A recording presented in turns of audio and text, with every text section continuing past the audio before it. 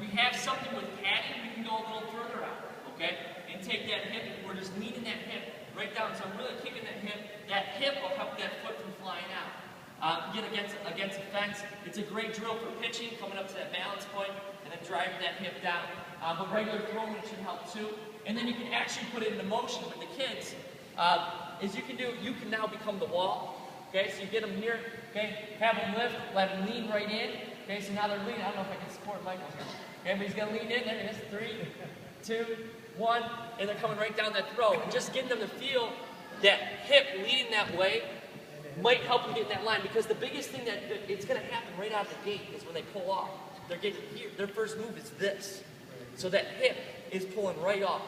So get them to feel that hip coming and lead with that hip right through my throw to try to get them in that line.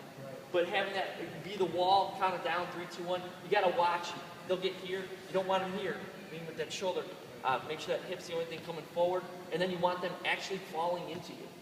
The worst thing that's going to happen if you were to lose them, that's going to happen. They're going to fall down and stick their foot out. So some of the kids, they'll get here, and they won't want to go forward, so they start leaning back this way. You want them to fall. You want to feel their weight on you. So you're feeling that weight, leaning with the hip, and then release them. Good for pitching, though, too. You guys have mesh fence around the backstop? Okay. 6 on one side, 6 on the other. Obviously down the line where you can get around both sides. But a padded wall is great.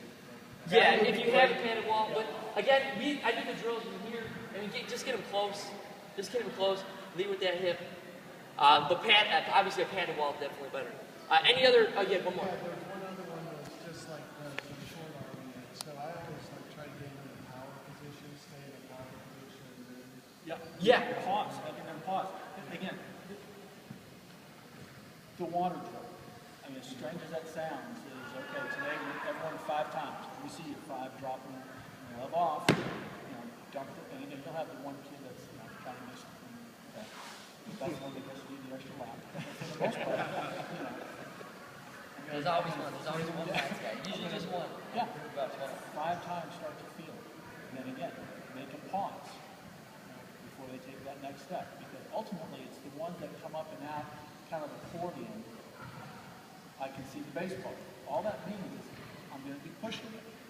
You might be able to throw a strike, but you're leaving so much strength, so much accuracy if you're coming up. Second baseman, shortstop, catcher, if I'm showing the ball, you can't see that leader, that W.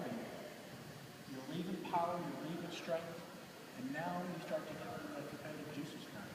So like you said, pause, jump in the water, pause, and I see the baseball. Now they short arming from here, or are they short arming too on the throw?